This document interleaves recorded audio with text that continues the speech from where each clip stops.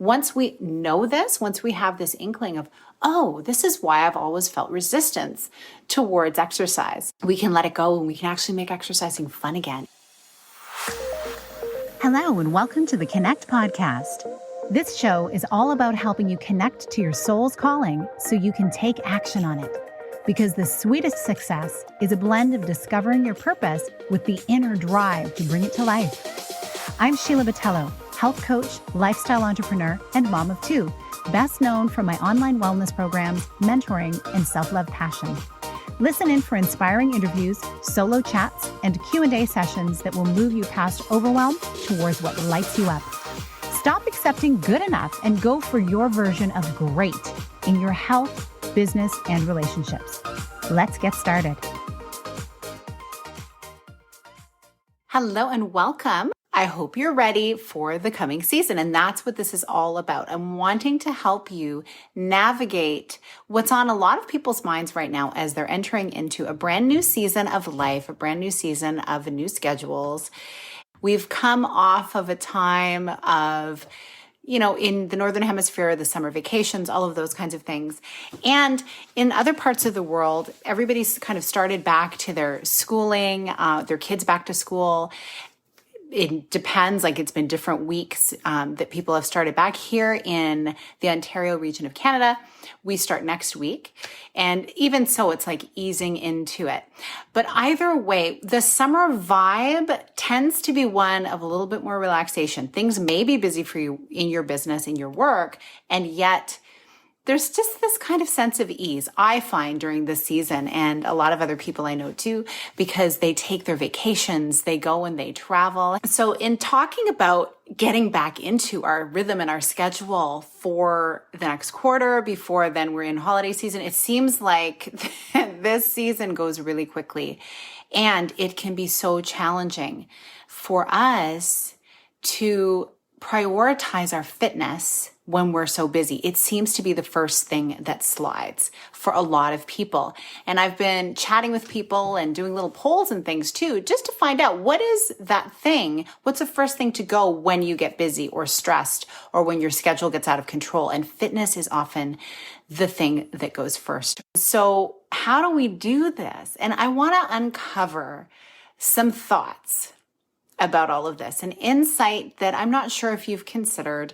I know that for myself, as I've navigated motherhood and navigated doing many different schedules and driving kids to soccer and connecting them with their friends and taking care of aging parents and other things that just continually add to our plate, it is time for us to take a break for a moment and think about, why is it that our fitness is the thing that is the first to go? There's other things on the list that we do, but how come they remain top priorities and our fitness doesn't?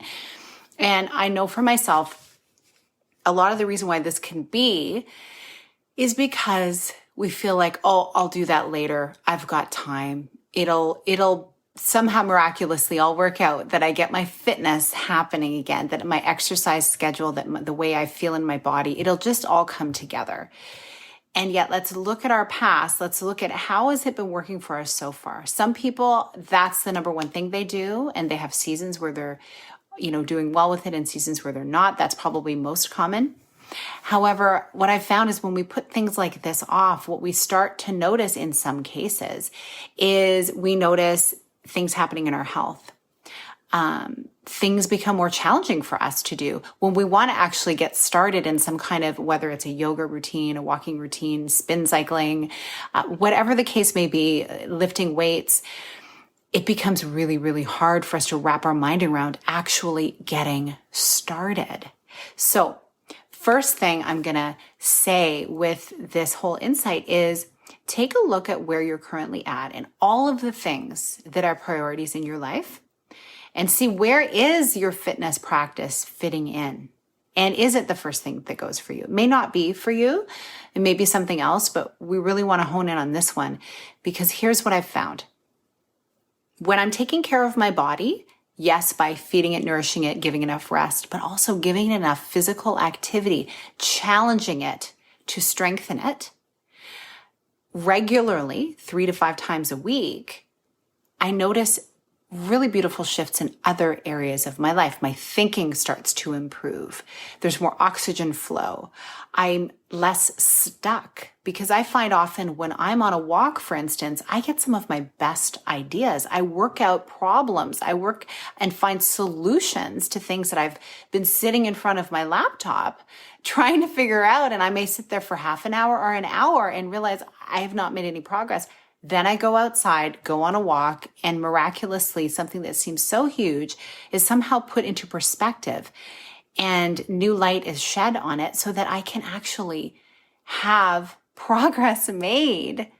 And at the same time, I'm helping nourish my body with the sunlight, with the fresh air, and with the movement. And so if fitness is a thing that's something you struggle with right now, I invite you to just add in a 15-minute walk to your day.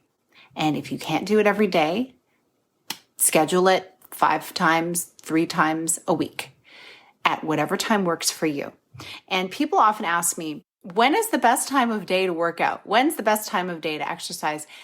Honestly, everybody's schedule is different, but for the body and to help us with our best sleep cycles and our best hormonal stabilization, morning typically is the best time.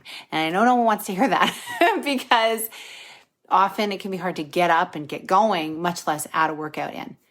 However, if you went to bed 15 minutes earlier the night before, could you get up 15 minutes earlier the next day and take a 15-minute walk? Or start with 10 minutes. Right? Or start going up and down your stairs 5 times. Whatever it takes to get you in the habit of saying, this is my body movement time. And when you start creating a little space for it, then it becomes a habit and then you can expand that space. Getting your exercise every day and at least every week, several times, it can start so simply. It can start like that. And so I invite you to consider that if it's been challenging for you. What's been your experience with your fitness and what is your favorite kind of fitness? Like what makes you feel good? This is the next piece of this insight that I want you to take in. We scroll social media, we see all of these different types of workouts and do this to get this result and do this to get that result. And it's all paired with this like ideal body. We need to ask ourselves, number 1, is that my body type? Number 2, is that my age category? Is that my hormonal picture? We don't know all of that stuff, right? What we need to be asking instead is, what kind of movement feels best for me? Right? So thinking about that first, above all, is the place to begin. Maybe you love dancing. Dance more. Find ways to dance. Dancing is an incredible workout. Do you find that there are days where you just are not feeling it and you just can't? You're like, oh, I can't do this yoga today.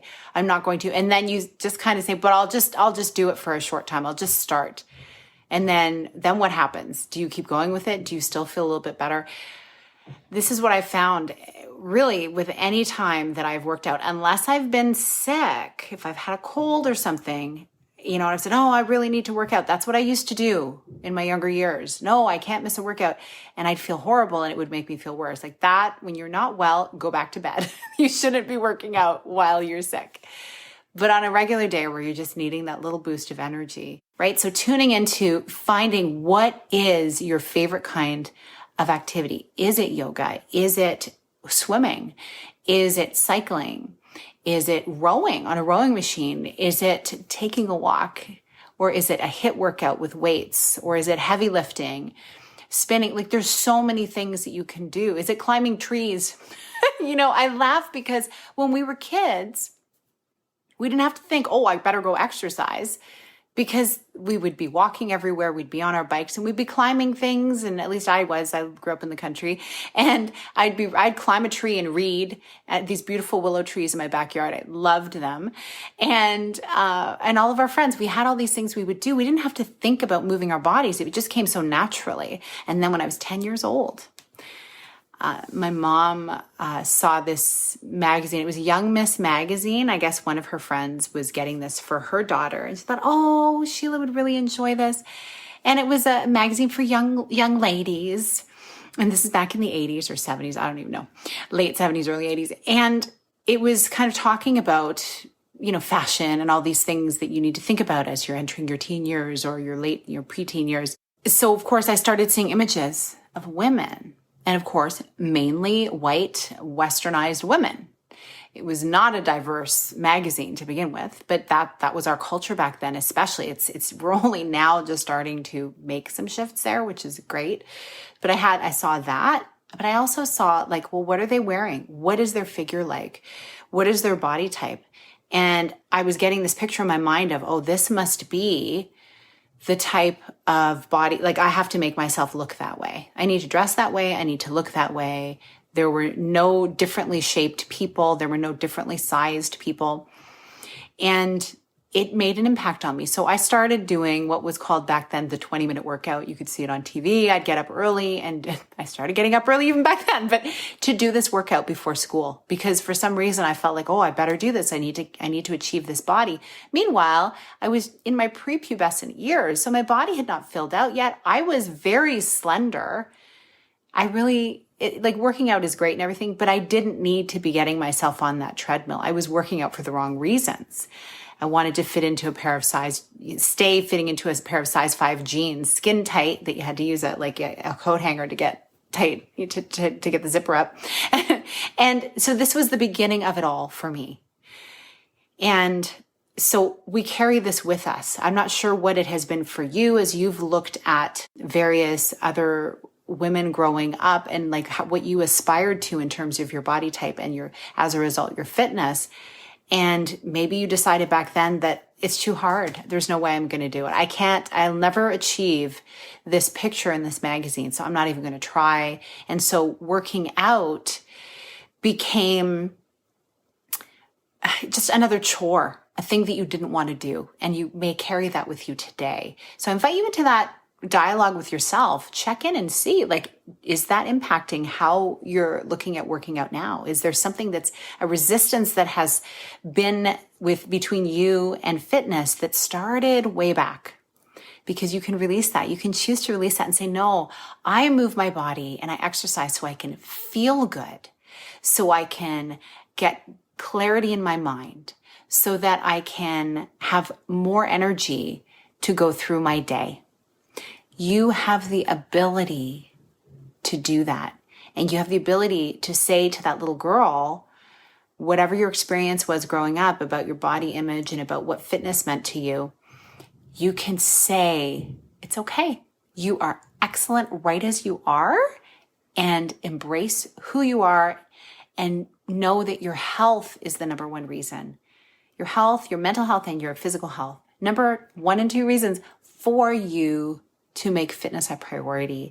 What have you realized about yourself as you have looked back to your younger years, your body image questions, all those kinds of things, so that what are you unpacking? Once we know this, once we have this inkling of, oh, this is why I've always felt resistance towards exercise, we can let it go, and we can actually make exercising fun again, and we can just dance and have fun and feel our bodies moving and gaining strength and vitality as we go. In some of my programs, I talk about when is the best time to do the certain types of exercise according to your cyclical nature, all that kind of stuff. That goes way more in depth.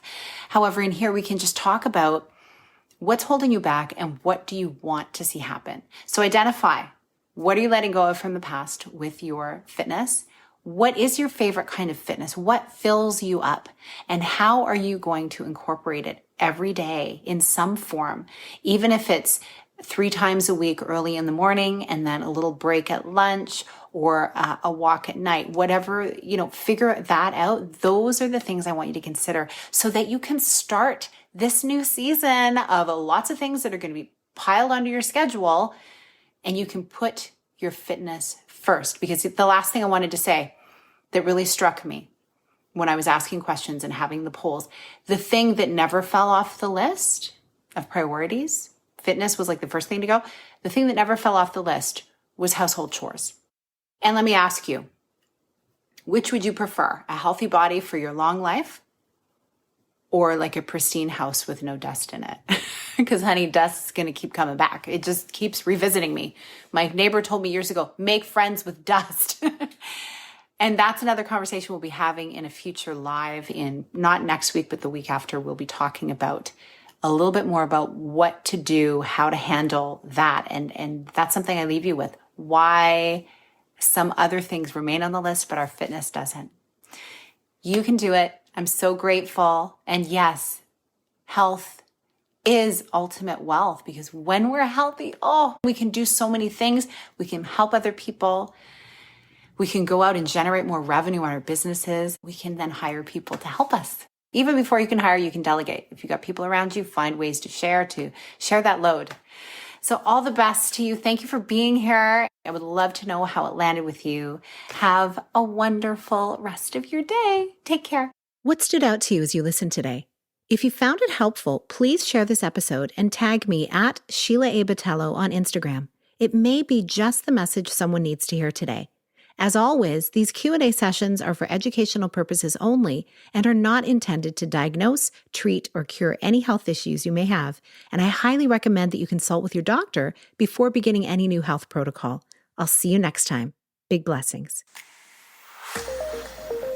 Thank you so much for being here with me on the Connect podcast. If you like this episode, please share it with someone you think would enjoy it. Also, if you head over to iTunes to leave a review, I'd be so grateful. Let us know what your favorite parts were and what you'd like to hear more of. It will help us have a greater impact, elevating many more people to grow and succeed together. See you next time.